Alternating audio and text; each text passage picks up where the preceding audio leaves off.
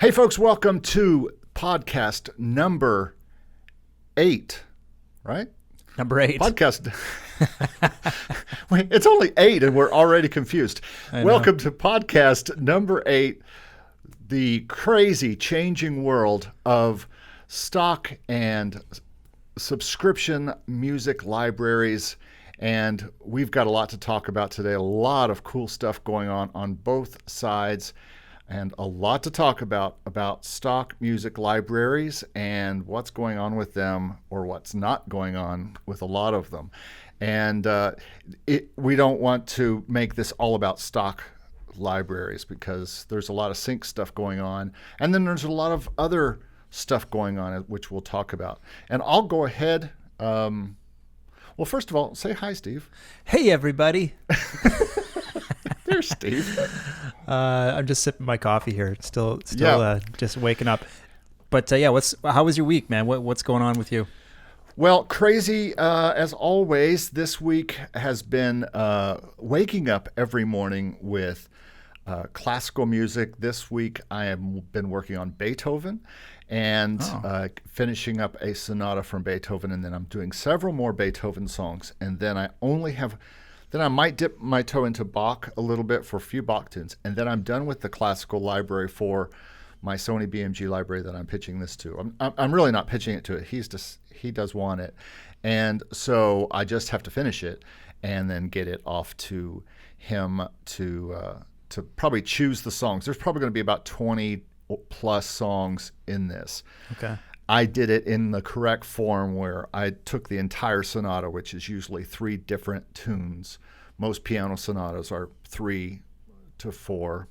Don't get me started on music history, music theory, but basically you would always have a fast and a slow and a fast movement in a piano sonata. Right. And so I went ahead and did all of the movements from all of the Mozart and Beethoven piano sonatas that I am sending.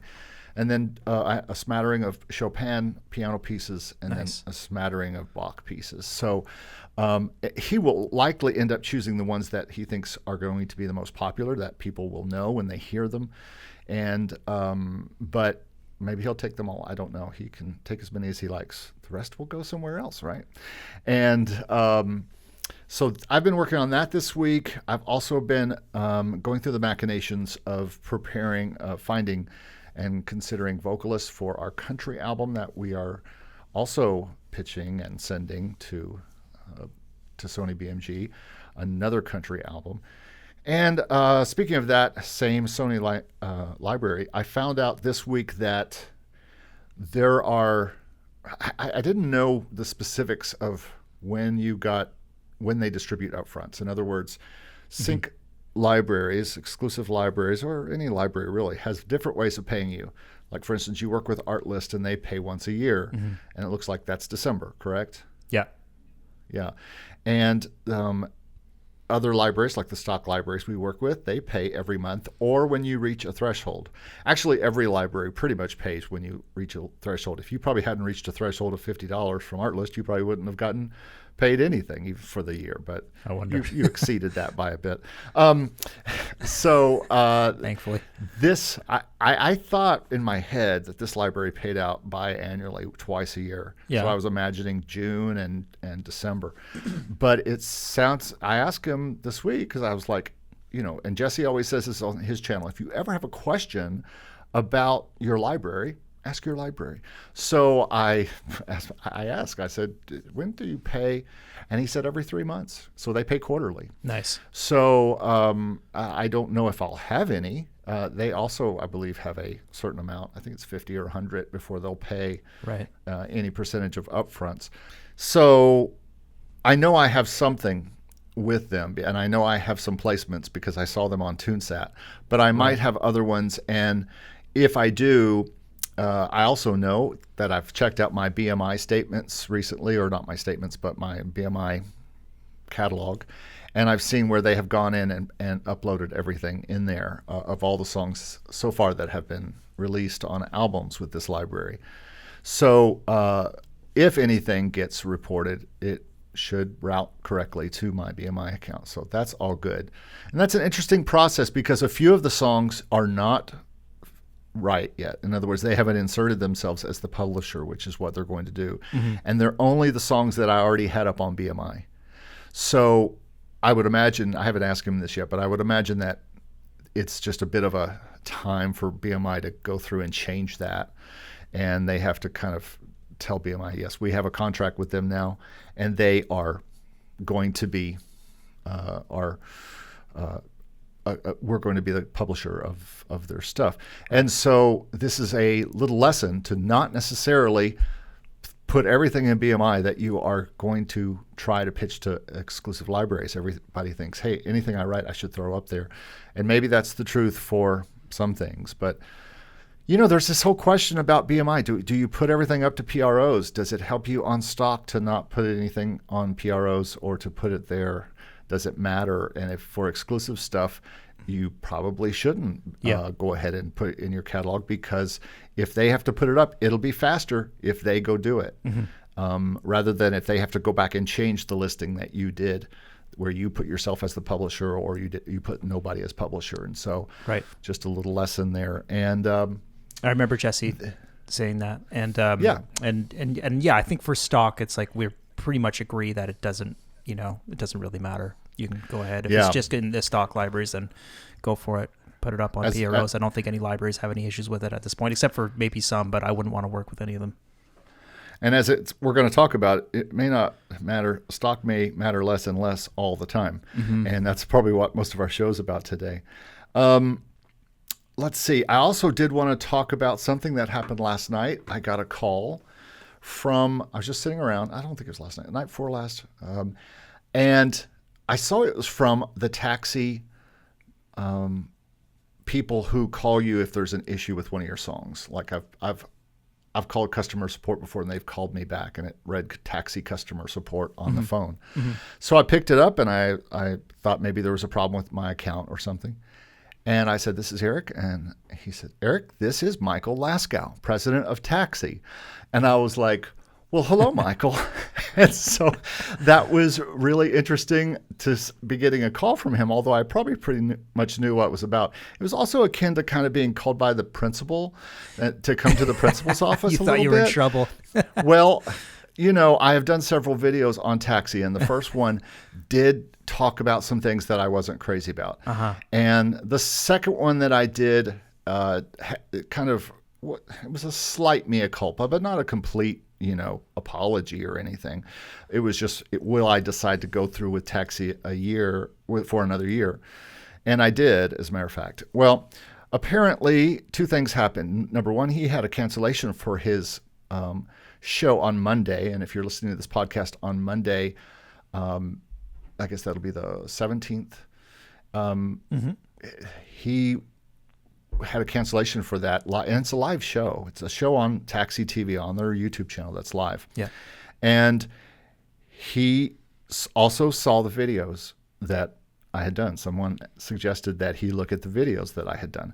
Now, remember, these videos don't have tens of thousands of views. One has over 1,000 views, but the other one, I don't know where it is, 500 views or less. I don't know if it's got more than that, but I wouldn't say he's concerned, and he did say he wasn't wanting this to turn into any kind of like scolding or any kind of like, he wasn't gonna put me on the hot spot and do that. But he did want to talk about some of the things I talked about, and the fact that my second video talked about you have to use it and all that kind of stuff. And I'm going to be the guest on Taxi TV on Monday night, January the 17th at 7 p.m. Eastern. I don't know what time. I think he shoots it at 4 in LA, and it's 7 Eastern here where I am. So yeah, that happened. And I said, that's so funny, because I had you on my content calendar for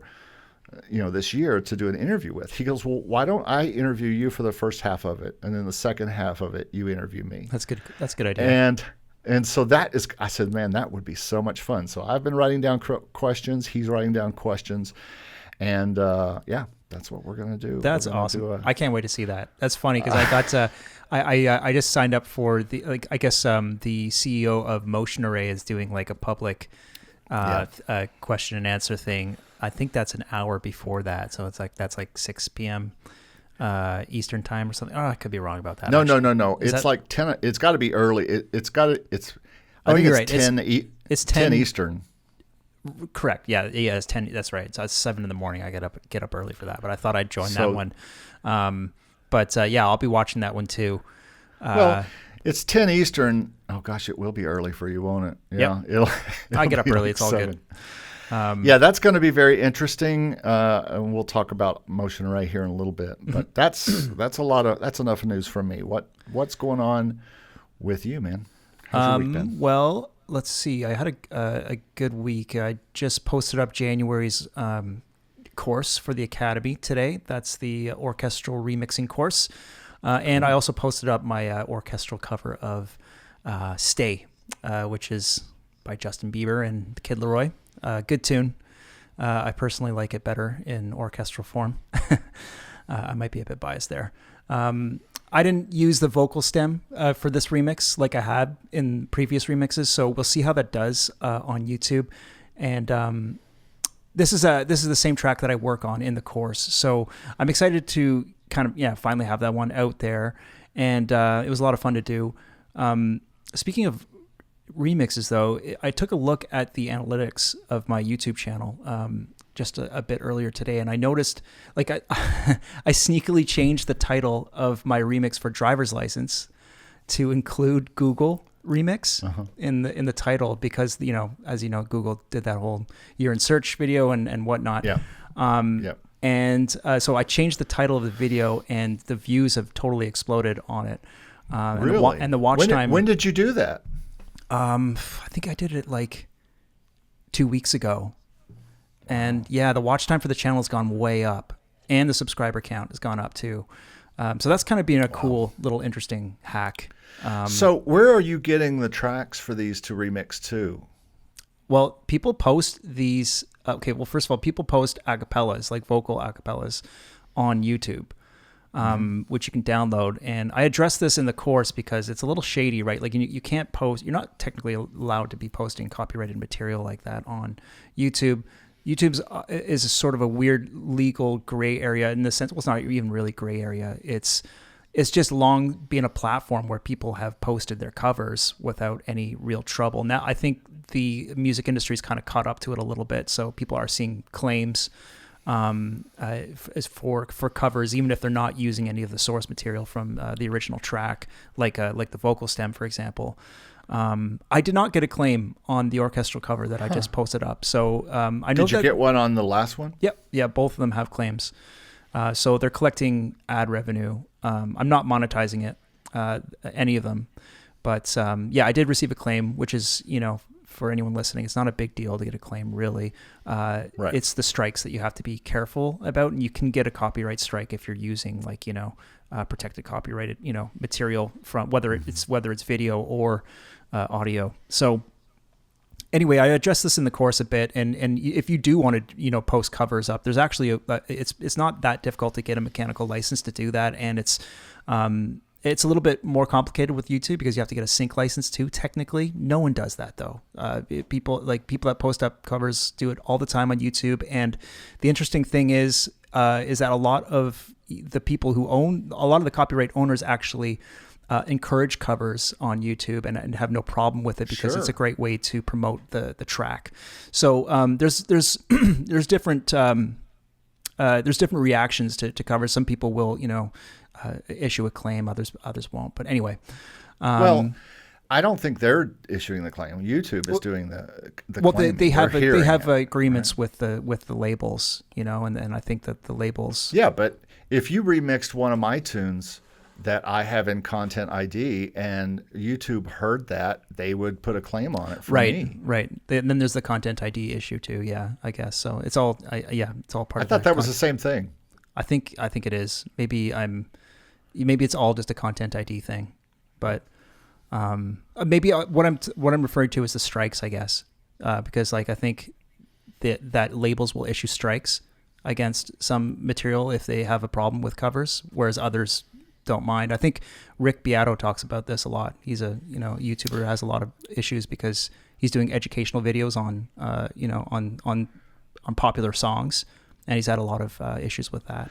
My understanding that over the past year, especially, it's changed because Content ID does such a good job at hearing it and then just paying who it belongs to. So there's no need for a strike because the money from that video, anything it would make is coming to the artist. So for them to really get excited anyway, the person would have to be getting tens of thousands, hundreds of thousands, 1 million views on it. Right. And if they have a claim on it and they get 1 million views, well, they get all the money. So why would they care? I don't know. I'm still a little bit confused about the strikes, like how the strikes work, because I've never received a strike myself. I haven't heard about strikes in a long time on YouTube. Even Facebook has stopped doing that kind of strike stuff, where they were doing a lot last year or a year or two ago when the technology was not there, and I was having artists get their pages banned and their videos banned and shut off and stuff. Now they like YouTube have their own fingerprinting type technology, so they just pay who it belongs to, and they don't worry about it. So yeah, well, I haven't had any problems, with the covers that I posted, and 2 out of 3 of them or 3 out of 4 of them now are using vocal stems. So I do issue like a bit of caution in the course regarding doing that. I think it's maybe it's a little risky, but so far it's worked out okay for me. But I think the future covers that I'm going to do are probably not going to use any source material. But anyway. I'm happy to have that one out, and yeah, I think from now on, the like future courses are going to be exploring some other genres that I'm familiar with. So I'm going to be diving into like the folk and indie and rock stuff in the months ahead. So stoked for that. Interesting news! I made my first festival booking for my band this summer, so it looks like I might be back on the road for a little while, which should be fun. It's just a small festival here in British Columbia. Nice. Still really tentative because no one really knows what the hell things are going to look like with restrictions and stuff. But anyway, what variant will be up then? Who knows? Who knows? We all got our fingers crossed up here, but feeling optimistic. And otherwise, just been writing a ton, and just found out yesterday that I got another forward from Taxi. That was. So what's your what out of what? What's your percentage? I think it's 2 for 5.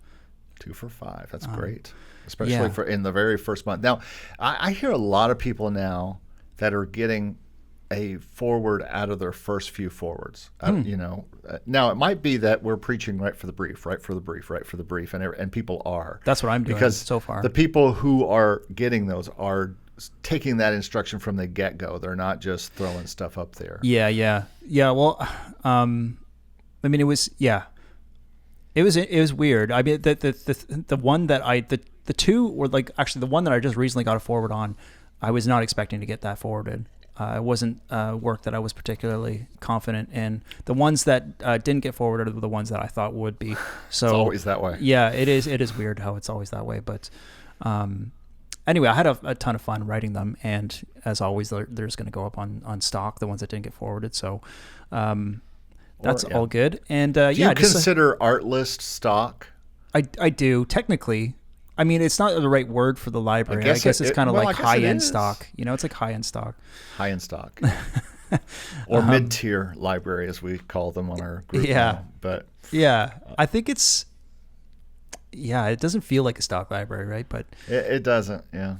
But it is. I decided to post a poll on YouTube just the other day, and the question was, do you think that subscription-based libraries are a benefit to composers? So let's just see, because the results are really interesting, I think. Like currently the poll is right into it. Yeah. So this is the kind of the topic for today, and the poll results, we got a little bit over 60 votes currently, I think. So 25% saying 25% saying yes, that they're working for me. 10% saying no, they're devaluing music. And 65% saying that they're not sure. So that's really interesting results there, and there's a lot to unpack, I think, there. So I don't know. What do you think about that? I was a yes. I took that poll, and I am a believer after my experience with Motion Array, and compared to the other libraries. Now, it's a weird time, And we'll talk about that here in a little bit after we talk about this poll and subscription libraries themselves. Yeah. It's a strange time in all of them. Even Motion Array is a big question mark right now. A little bit. But I like it because you're getting a piece of the pie instead of a half of a sale that come way less often. In other words, I think having a subscription makes people download more, which makes you more money. I know as a Envato Elements user every day, including today, as I was working on a video for my channel and for videos I use for my clients, I'm downloading stock and pictures, and I am downloading them en masse. I am downloading a lot of them because I can. Now, if they all cost me a certain number of credits or a certain number of dollars, I would have to be super careful. It would take forever to find the one I want to spend my money on. And think about it. If you pay $20 a month to Motion Array or $24 like I do to Envato Elements, and I may be switching like you said, but if you pay $20, well, and you need, let's just say you need one song. Would you rather pay $20 for one song or $20 for the month to get as much as you want? Yeah. And I think that's the big problem that composers and producers and whoever else is using these to make income, they don't. I think art people and people making stock videos and stock photos understand this business way better than us because they are the ones selling those kind of things. And they know what it's like to be an artist or a video maker. And they're used to downloading these things. I think music people, for some reason, and this goes for artists too, this goes for producers, this goes for A&R people, we all sit on this high throne thinking, hey, our art is worth so much. I can't believe that Spotify only pays me 0.06 cents per stream. I can't believe my music's only worth 99 cents as a single, as a download, or as a... And I can't believe I can only sell this album for $10. It's worth $25. We have a sense of entitlement as musicians, and so I think we look at subscription libraries like, how dare they only charge so much for my music and let people download as much as they want. I need to be on AudioJungle, where I have one sale every month and a half, and I make, way less than what I make at Motion Array in a subscription library. So that's my thoughts. But I think that to play devil's advocate there, the reason that the sales are so little, and the reason that those sales are like once a month, like you said, on AudioJungle, is because of subscription libraries. There was like a much better market for that type of sale ahead of the rise of subscription models in the first place. So I wonder, if there was maybe like more money to go around, if it was being spread out a little bit more before subscription libraries came along. Of course. And I think the problem that you saw on AudioJungle and Pond 5 is a similar problem, and I'll get into this a little bit more with the subscription libraries, is that there's price wars between authors, on AudioJungle and Pond 5 before, Artlist and Motion Array came along, where, the authors were driving down the sale of a track more and more and more. And I think it, was a way of devaluing the music as well as subscription libraries are, so it's hard to tell which one is better. There's actually a really interesting comment on someone left on that poll. I think this was from, his name was Guitar Barber. He said, I'm really not sure on this. I think the subscription model is unsustainable and will eventually break if artists begin to feel that the pay is not worth the effort. But at the same time, artists were already doing this themselves by price competing. So while I think that subscriptions ultimately result in artists getting paid less, I'm not sure it's any worse than the alternative. And that's kind of an interesting point to bring up. My response to that is that's what they said about streaming music. Right. They thought, why would anybody buy an album Why would anybody want streaming when they can have the album? And of course, everybody wants to pay $10 a month and get as much music as they could want. It's not going away. It's a pipe dream to think that it's going to go back to the old days. Things never go back to the old days. Now, sometimes trends come back. Like we're back in a singles type of world like we were in the 1950s, more than album type of world. Mm-hmm. But the thought that streaming libraries or subscription libraries, which are really kind of the same thing, you pay Spotify for as much as you want to download. That's right. And I heard on Bobby Owsinski's podcast, which everybody should be listening to if you want the latest information on what's happening in the music business, 89% of music consumption in this year, in the past year, is streaming.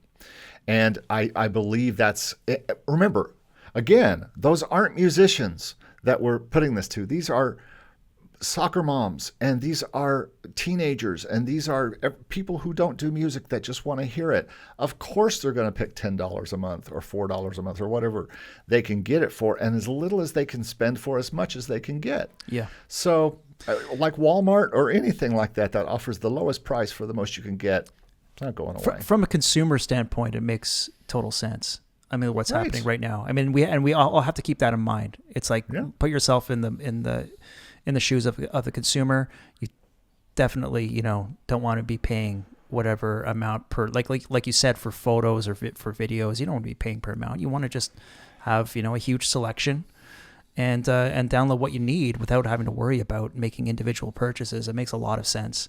I mean, I am sad that I missed the AudioJungle good old days. You had a little bit of those. I had a tiny bit of the tail end of it. Our friend Daniel and other people who have been in stock music licensing for 4 or 5 years have had a good experience before the subscription libraries came along. And so I understand why they are disappointed. We all might be very disappointed after next week when we find out what's going to happen with Motion Array and the changes that they're making. Who knows? Right. There are people who are disappointed today after the statements came back from last week. And speaking of subscription libraries, are you ready to talk about Motion Array? Yeah, let's talk about Motion Array. I mean, like you said, they posted the statement from last month, I mean, it was up at before the prices started to fall, and they all fell once they hit like the $1 million net revenue mark or something, which has happened 3 or 4 months in a row. I think it was a software issue. It's some kind of software issue, that they're presumably working on fixing. But I was up to, I think it was almost $940, and then it started dipping, and so the statement I saw today was $840. So it went down $100, which is just it's disappointing. At the end of the day, it's like it's still good. I think it's still it's good to get that money. That's like $1,000 Canadian. So disappointing, and what can I say? I mean, we'll see how it goes. There's still so much to this. I'm anticipating that there's going to be some big changes, but we just don't know much yet. It might be karma for what I said about what I'm going to be focusing on in 2021. Maybe stock music heard me.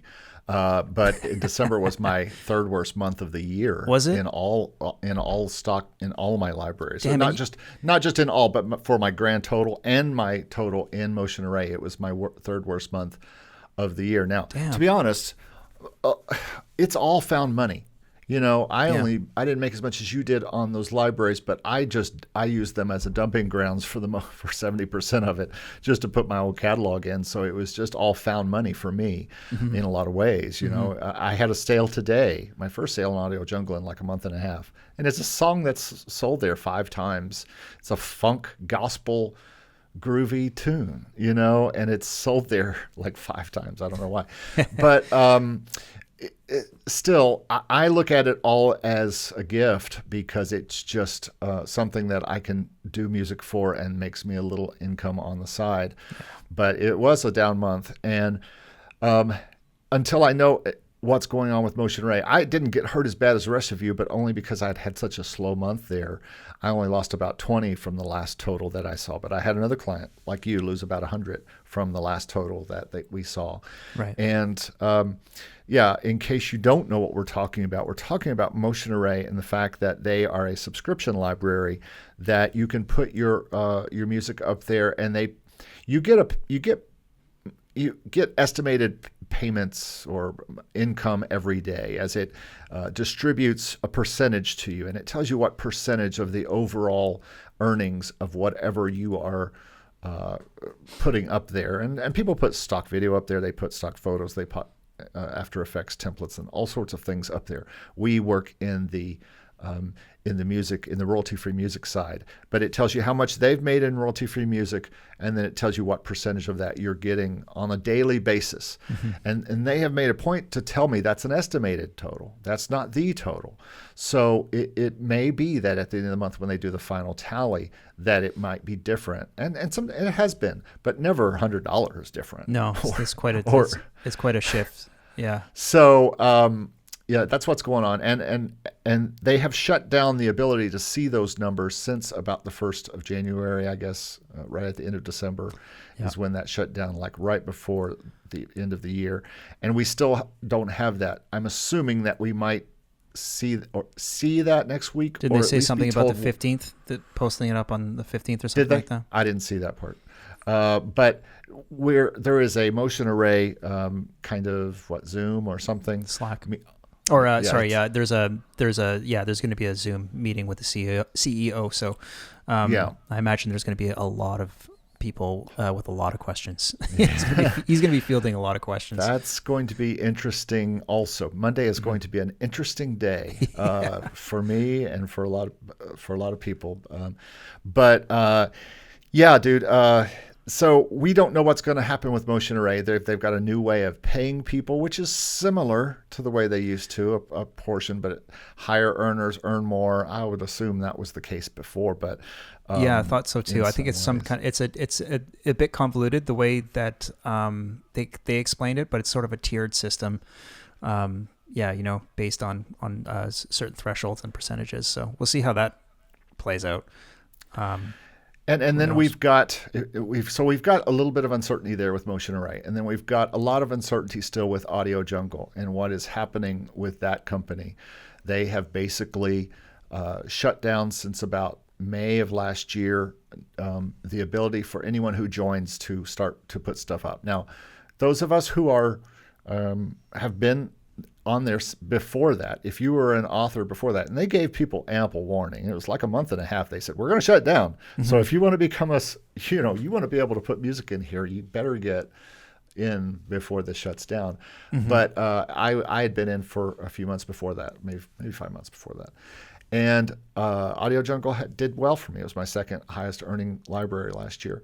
And it's gotten a little slower in the past few months. And I still wonder what they're doing there. I wonder too. I'd love to know.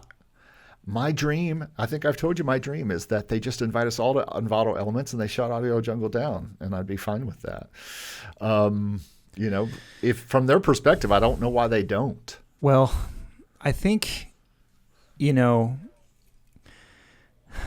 I've had a lot of thoughts about that. I mean, I think that one of the state of affairs as it stands with the stock landscape right now is one of the consequences of that has been this shift towards a much higher standard of quality, which means it's difficult to find opportunities to sell music as a beginner or even like a novice producer. We've talked about that quite a bit. I think once AudioJungle's sales started to kind of tank, those authors began looking elsewhere for opportunities. And I imagine that Motion Array, for example, probably saw a massive sudden influx of applications, which put them in a position where they probably felt like they had to raise the quality standard. Otherwise, they would have probably found themselves in a very similar position that AudioJungle did, which was a gigantic backlog of music to review, which is just unmanageable, right? So I think that that's probably the same position that Elements is in, is that they have a very manageable amount of authors, sending them music, and it's not a huge backlog. And and this is the same reason why I'm assuming why AudioJungle had to close the doors too. Is it just became totally out of control? They could make it much easier on themselves if they would only allow you to put up 10 things at a time. Most of the composers I know don't write enough to put more than a handful up anyway a month, maybe even only one. So if you took it down from 30 that they allow their authors to put up, take it down to 20 at least, like Motion Array, or down to 10 if you don't want the backlog. That should help you. Now, they might think, oh, that's not enough for us to keep making money because we need all the great content we can get. So they offer 30, because they do cut. If you don't get accepted a lot, they cut you down to 2. So if you're under if you're under 70% of your stuff being accepted, so they have rules for that. But geez, it seems like they could go to 20 and it wouldn't kill them, But well, yeah, I mean, one way to like I said, one way to deal with this massive influx of music is just to say, hey, we're only going to accept the best of the best. And that's unfortunate for a lot of music producers, but don't you feel like they kind of do that anyway on AudioJungle? Them and Motion Array, they are the most picky of all of them. AudioJungle has strange preferences, and I think a lot of people agree with that. It's very difficult to understand, like their approval process sometimes. But I mean, with Motion Array, I think it was a very noticeable shift. I've mentioned this plenty of times. It's a very noticeable shift. When I signed up with them, there was like I don't know how long. In the year that I first was on Motion Array, there was a very noticeable shift in quality threshold. I think they really started turning a lot of people down. And I noticed that in the Slack channel, in the Slack conversations as well. A lot of authors being like, why are you guys not accepting my tracks anymore? When did you join? The end of, just near the end of 2020. Okay, that was about the same time I joined, but I didn't get in until March of 2021 because they were in the midst of the sale or being bought. Right. And so I guess maybe I got in when they started getting very. Would you say that it was mid-year or? Well, Artlist was probably one of the reasons that this happened too, right? When did that happen for you though? Because I started submitting stuff to them in March. Yeah, I think I started submitting to them in October of 2020, if I'm not mistaken. And when did the quality difference happen? About around the time of Artlist's acquisition. So they may have had a lot to do with that. Well, and so I guess I've always been in the time because they've been pretty consistent this year with all the stuff that I've sent up, and certain stuff just didn't get in. Not a lot, not as much as AudioJungle, but yeah. AudioJungle is a tricky one. Who knows what's going on there? Speaking of changing libraries, we've already talked about Motion Array. We've talked about AudioJungle. The next one that is a kind of a question mark right now is VFineMusic, which up till now has been a very simple way to get music up there and upload to. Oh yeah, what's going on? Like Motion Array, they have gone through basically a change in their interface. They are They are upgrading their artist interface for your pleasure, which means it's making it hard for all of us now because you can upload. I uploaded several songs yesterday, but you can't tag them. Now I guess that's because they're redoing the things, or maybe they're going to start doing their own tagging, or maybe they have a automated tagging system. I'm working with a new library now that has an automated tagging system. You don't tag them, you don't describe them, you don't put anything in but the wave, and they do the rest. That sounds good to me. No, well, the downside is you have to send them. Actually, no, I take that back.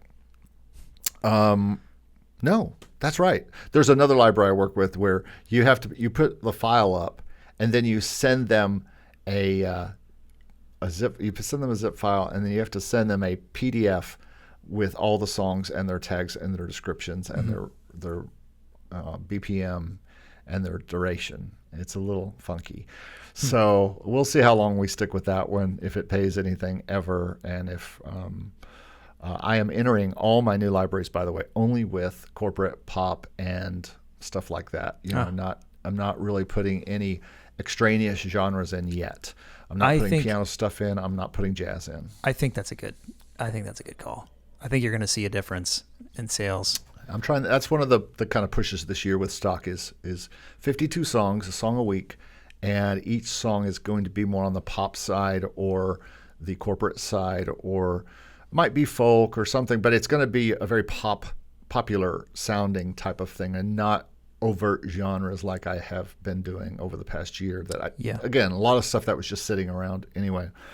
Right. Although, religious did the best for me, but again, a lot of religious stuff is what I had to put in there. But well, that's not surprising. It's a huge market in the States, especially, I think.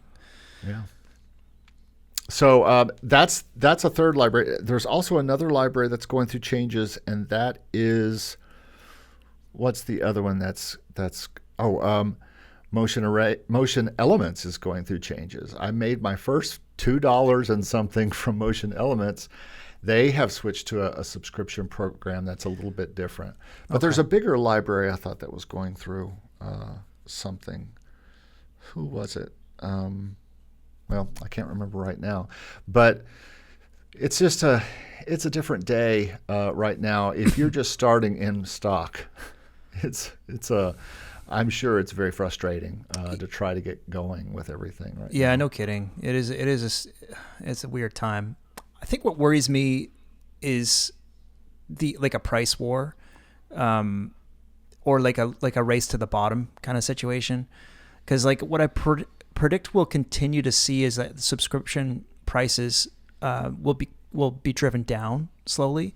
But the question is by how much and how fast. And I think, eventually we could be in a situation where you see Artlist can have some very serious competitors. And that might cause the subscription prices to fall somewhat. I think that Artlist has a really strong, a very dominant market position in the royalty-free landscape. So, I think it's pretty stable for the time being, but I think that's something that could maybe drive the prices down eventually, is if there's a lot of competitors doing the same thing in the same space. And there is a lot of competitors, but no one seems to be doing it quite as well as Artlist. Yeah, that's something we've talked about several weeks, about doing a show just focused on those, and kind of each doing our own investigation into MusicVine, into Bed Tracks, into all the ones that are similar to Artlist, that focus on music from independent artists. Mm-hmm. They really put the focus on the artist, and that you're getting music from this independent artist rather than just from a music company or just from a composer or something like that. And I think there are several. Marmoset, I think, is like that. There's quite a few. Yeah. And really, if you go look at some of the bigger music libraries, you're going to see that there too. They have artists that they are signing, basically, because they want their music for commercials and for TV and for film. And so that's right. This is not only a trend in the stock or royalty-free side, but certainly in the exclusive side too. Yeah. So, there's still one of the exclusive libraries that I'm going to be trying to pitch to sometime this month, hopefully, working on some hip hop tracks, is Premium Beat. It's one I've kind of had my eyes on for a while now. They still seem to be doing they still seem quite relevant, and I think that they pay up front for tracks. So we'll see. And they're exclusive? And they're exclusive, yeah. And they claim on their website that they literally pick 1% of the tracks that are submitted to them. So and it's they'll allow PROs? I don't know 100% about that, but I think so. So yeah, they're kind of they pick the cream of the crop sort of thing, but we'll see. Could be an interesting opportunity, but they're not artist focused. It still has that kind of motion array type look to Gotcha. it. So yeah, I haven't tried them yet, mainly because my first year of experimenting with stock music, royalty-free music, and I really mean stock music because it was really to get in as many libraries with as many songs as possible, just really stack them up. And for you people out there who are thinking about that and following that wisdom, there's a lot of different people who teach different things. And for instance, our friend Daniel at stockmusiclicensing.com, he really recommends you get in as many libraries as you can that are royalty free and put all the songs and all the cut downs and everything in every library to maximize your possibilities for success. To be honest, I don't do cut downs for every song. I know you do pretty much do cut downs for every song. I don't always. I usually do a loop now. Always. I always do a loop. I stopped. I trimmed down the amount that I was doing. I only do 30 seconds, a minute usually, and a loop, and that's it. Yeah, I know that some people are, feel like they need to do like 5 or 6 different cut downs, or like a stinger and a bumper and all that. I just don't even see the point of 60s, 30s, and 15s really, because I don't think the people that get this are necessarily using these for commercials. Now, maybe they are. I don't know. That's a good point.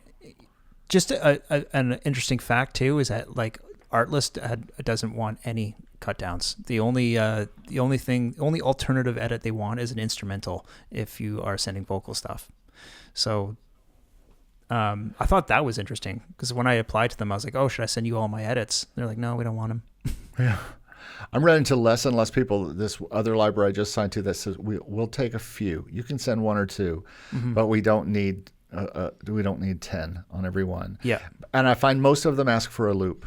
A really good seamless loop again, thinking for who your client is. As a person who's doing a presentation, as a person who is doing a YouTube channel, you know what I want behind there? Seamless looping music that just lasts as long as I need it to last. And I don't think people think about that when they're making their masterpieces of music. Like, oh, I need to do this and I need to do what this guy says. Think about who your client is. Think of it, and we do this. Listen, if you and I are producing for a client, guess who we are producing that music for? Not for ourselves. We're producing to the specs, or in a taxi case, or a music library that gives you a brief. You're writing for that brief, for that client's needs. Exactly. And the more closely you write for their needs, the more success you're going to have. And the less you try, and the more you try to be an artist and do stuff that you think is cool, even though they didn't ask for it, is the less luck you're going to have.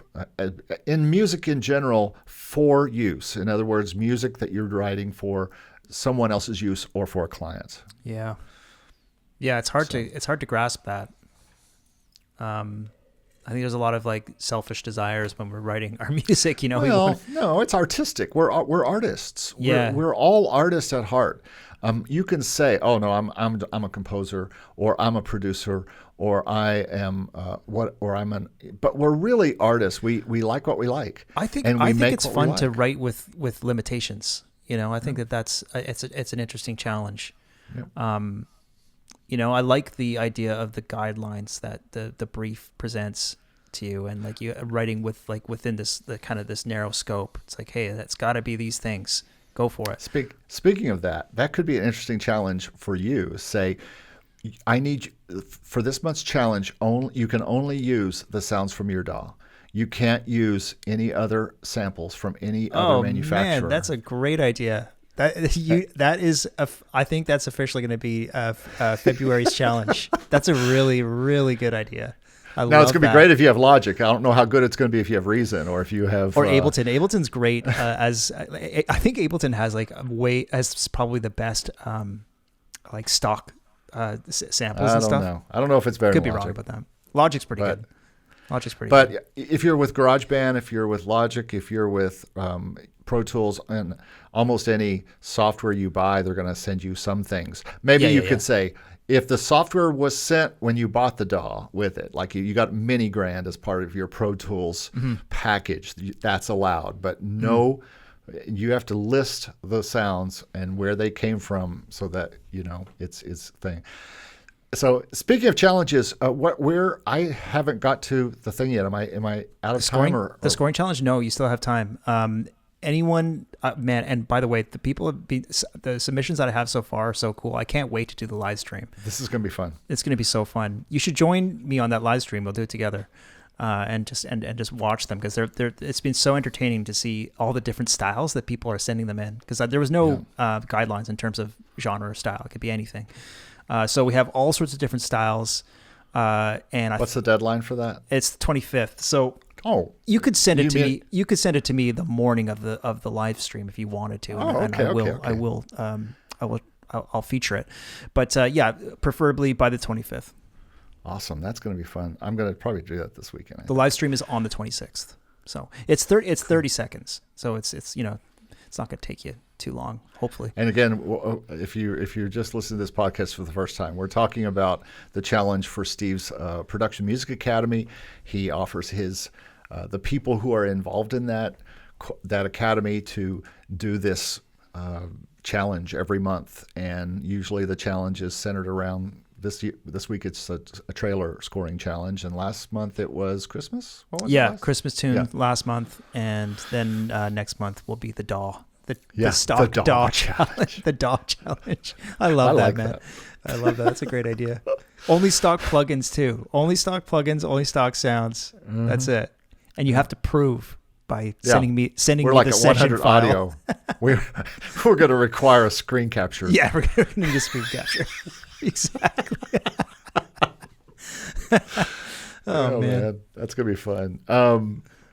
So yeah, it's crazy out there in stock music, and that's why I think that if you're really serious about having music that you create because you're an artist. Now, there are certain people that will say, if you go into the sync world, into the world for TV and film, you also have to follow conventions. You also have to write a certain way. I don't find this to be as true, personally. You don't think that's as true in the sync world? I don't, because most of the time what you're doing is making music and then pitching it. So to me, I write what I want to write with a nod towards that it could be used in TV and film. In other words, let's say I feel like making, well, for instance, this classical one I talked about from the beginning. I wanted to see if I could find decent MIDI recordings of classical piano sonatas. Oh, can I just interject there before you go any further? Where do you find that MIDI? Because I did a little component for the remixing courses. I'm not saying. No. It's a secret. You got to find that yourself. It's a secret. It's my secret weapon. I think just type classical MIDI and it'll probably come up. What are you hiding? But well, it's my special place. Are you going to the dark web? Are you going to the dark web for this MIDI? Yes, because you got to go to the dark web to find classical music from the 1800s. Wow, so secretive. Well, we got to have our little secrets, our little secret sauce. Fair enough. And you know what? Part of I also am not composing for people, so you have to compose. You have to do some work here yourself, and it's the same reason why we don't share a lot of the exclusive libraries that we got in, because first of all, you don't want just anybody going to this site and doing the exact same thing. Because if I tell everybody where this site is and everybody downloads the same one and puts it all out there, then it's ubiquitous and it's all a bunch of junk. And it's not about competition. It's about it's having some level of originality. If we all just downloaded MIDI and called it our own tune, I said, hey, everybody, I'm going to, and this personally is a thing I have against MIDI packs, no offense, because I know you put MIDI packs out, but I would never use MIDI packs. I've never used a MIDI. This is different because I'm trying to completely recreate exact note for note classical music. Now, now I take the MIDI in and I massage it and I slow it down, speed it up based on YouTubes that I watch and arrangements that I've heard, and making sure that it's true to the writing, and then just my own personal taste of what it is, and then I put piano to that. But I did this as a lark, as just to see if it was fun, and I did it, and I showed my guy. I said, hey, I did these Chopin things. What do you think? He goes, love it. I need a whole album of this. I don't have much of this kind of stuff. Cool. Boom. I had an album, and that is just because I wanted to do it artistically. And that's why I think the sync world is a little bit more fun. Now, you can also do that with stock. That's what I did all last year with stock, and I made $300 to $500 a month or more every month just by putting up the stuff that I wanted to make. So you can approach this anyway. You can approach it totally scientifically. Like, I'm going to write for every brief. I'm going to go to Motion Array and see what's popular there and write like that. I'm going to go to Pond 5 and see what sells the most and write like that. You can approach it scientifically, and I'm going to write to this reference track. You can do it that way. And you can do it artistically. I'm going to make whatever I want to make, and I'm going to see what luck I have. Now, all that aside, though, there is, kind of like these unspoken production, well, not unspoken, but they're production rules and guidelines for that I think apply to like writing for sync. Like, for example, like some of the feedback I've got on the Taxi pitches that I did that weren't forwarded was like, this is good, but I don't think it would work for an underscore for dialogue because, like, certain things are too loud or whatever. And like those are the kinds of little things that I think distinguish. Did they request that it be there for underscore? I'm not sure if it said that in the brief, but it was like, it's assumed that the library is going to use this for like underneath dialogue, which is a lot of where these syncs happen. It's for whatever reality TV or something where people are talking, and if there's a conflict, like if there's like a vocal sample or something like that in the track that's like too loud in the mix, then anyway, I'm just saying. To me, they should mention that and be very upfront about that in the brief. They may have, and maybe I skimmed over that part. I can't remember. I have before.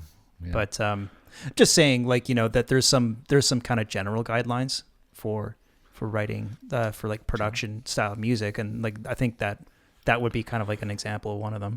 And one of my questions for Michael of Taxi is going to be, or observations. It's not really even a question, but observation. And it was in my very first Taxi video, and I think we still come down to the thing I call one guy. There's always one guy between you and what you're trying to get to. And you could say this in just about anything, but especially in music. There's one guy, there's one gatekeeper somewhere that's going to keep you out. Could be the front desk receptionist. It could be the secretary for the guy who is, or the person who is the A&R person who's listening. In Taxi's case, that is the screener. Mm-hmm. That's one guy's opinion if that song is right for the company that he is picking it for. Mm-hmm. And there is the possibility they could get that wrong. However, you also, at some point, you're going to have to say, hey, listen, somebody's got to be the gatekeeper. Every song can't get in. There's got to be somebody who is professional and makes the decision. Not much different than me making a decision if I'm going to work with an artist or work with a client based on their quality. Mm-hmm. So it's always a guy. There's always one guy that's going to be that. And, you run into that with this, and the guy says something, and you're like, well, that seems to be your opinion about this, not necessarily that wasn't in the brief. And I've seen that a few times.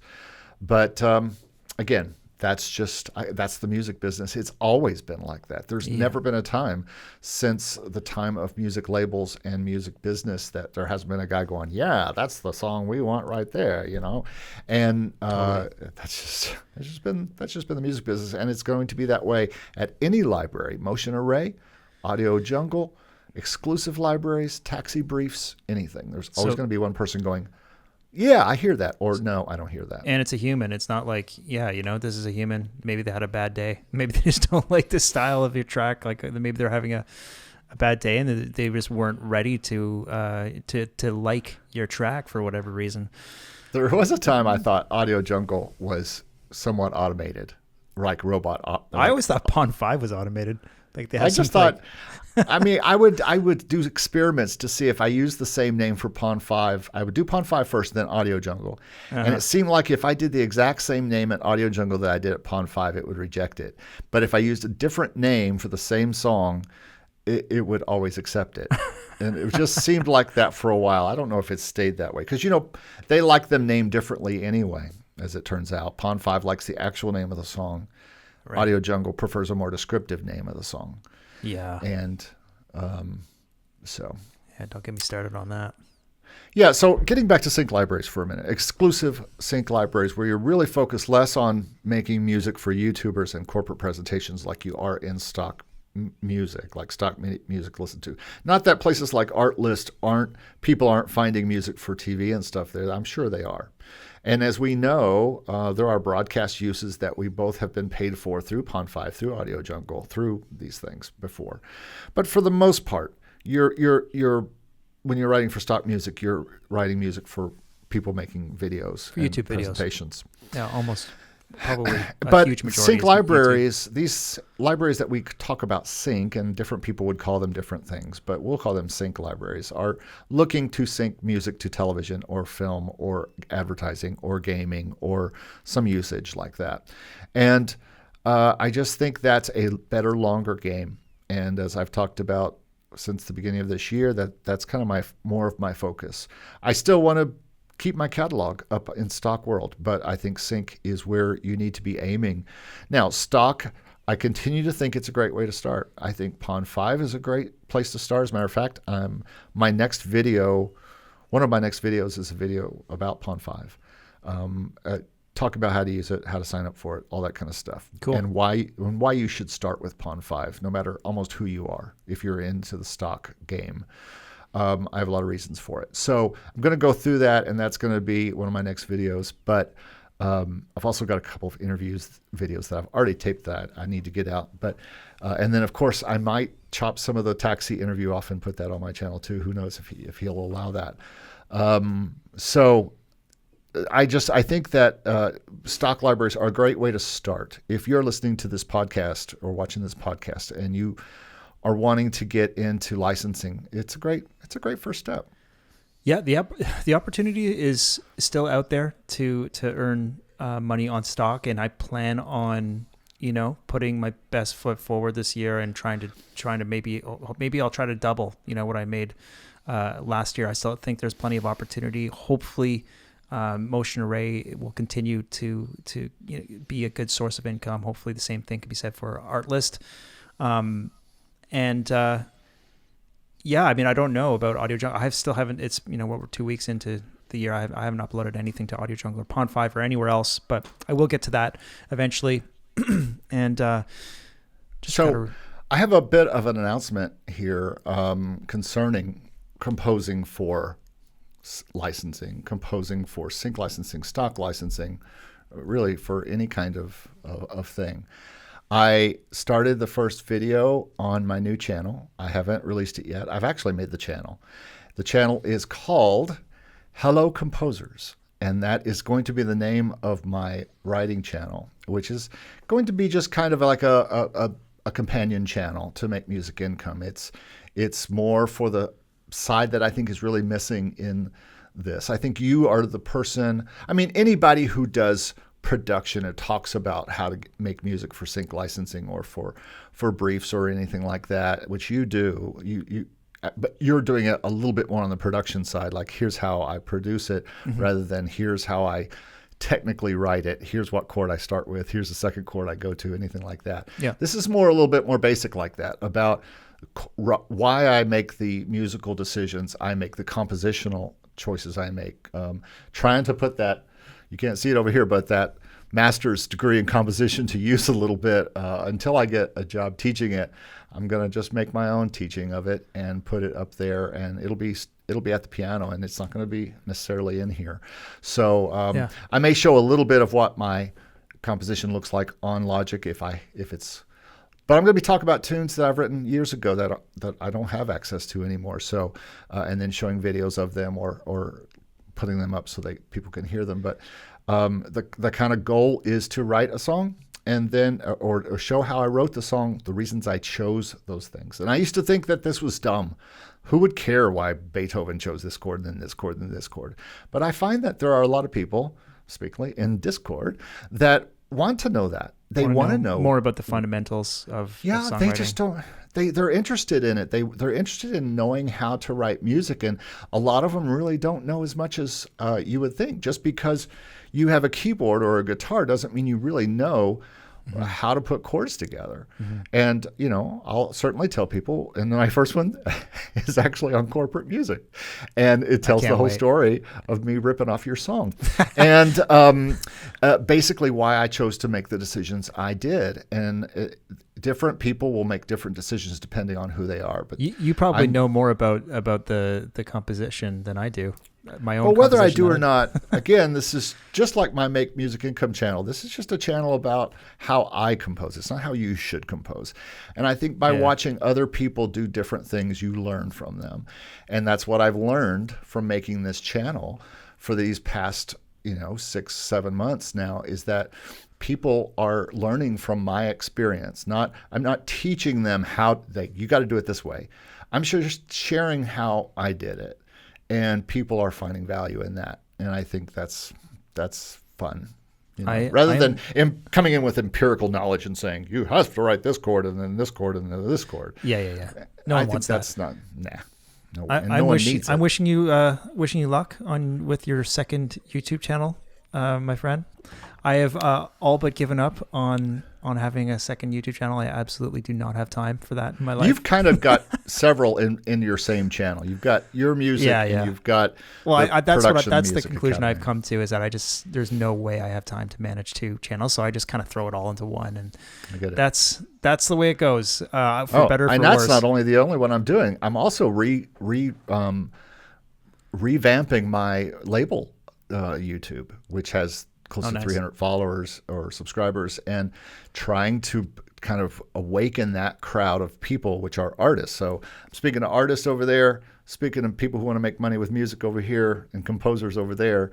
They're all kind of related to each other. The artist thing is a little bit separate, but this week's video that I'm putting out tomorrow or today or sometime is it's the same video for both channels. It's just got a little bit of different introduction and end for each channel, who the audience is. But it's something that was on my content calendar. And I'm kind of on artist stuff right now on Make Music Income, how you can make income from being an artist. And that's what this week's is about. But so I got to decide when I'm going to post that, when I'm going to post our podcast. And then I got another podcast to post Monday. And then this whole taxi thing is happening. And so it's a busy time. We are off to a good start this year, I think. Today was my 3rd video posted onto YouTube in a week. I'm trying to do more just regular content. Like I said, I'm on a mission to be a master of social media. I've been following Andrew Southworth a little bit and kind of seeing what he has to say about Spotify.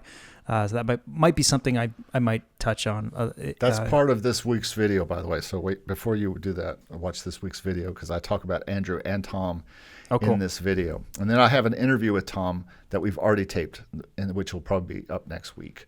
So you might want to look at those. But Andrew is really cool. He does a lot of cool stuff. And I love the fact that Andrew and Tom both are artists and teachers. In other words, they're making the music and then showing you what happens with it as they put it up and do these experiments with ads and things. Right. Versus just telling you, oh, here's what you should do. Yeah, 100%. I love that. That's what I like about them too. That's what I like. And that's what I'm trying to do as well. So I'm trying to compose, I'm trying to upload, and I'm trying to, talk about the results in real time here with you. Compose to teach. That's the way I think of it. Yeah, absolutely. Right. Well, man, did you have any questions or anything this week, or? Don't think there was any questions. From the Production Academy? Yeah, I'm going to have to post that up for next week. I think I meant to do that yesterday. I think this one's long enough anyway. Yeah, this one's a little on the long side, but it's been fun. Yeah, good stuff. All right, man. Well, everybody, thanks so much for listening and watching, and we're having a lot of fun doing these podcasts, and this will air on Monday the 17th. And then, as you know, we are catching up our podcasts at the end of each week as well until we are back. And then at that point, who knows what we'll do after that point, maybe some live type of things together or something. We'll do some live streams. We'll have some fun with that. Because I don't have enough channels to make videos. Yeah, I think you need a 3rd channel. Well, I've already got it. I haven't even told you about a secret channel I have. Oh, God, here we go. Secret channel. The dark web channel. No, it's not about the dark web. It's about these things. Anyway. So you guys can expect to see episode 2 on my channel, I think, tomorrow. That's the schedule we're on. Well, it'll already be out, right? No, episode 2 of the podcast, because we're right. We're uploading. I am dropping number 2 tomorrow. Oh, you're dropping? Yeah, right. So we're going back and forth. But you're you'll dropping see it number 2 on tomorrow. both channels. Either channel, you'll see it on. And, yeah, we have it both on the playlist. It won't be tomorrow for the people who are hearing this. It'll be 3 days ago. I'm gonna edit all this out. Don't worry about it. All right. So thanks everybody for listening, and we'll talk to you next week. Thanks, guys.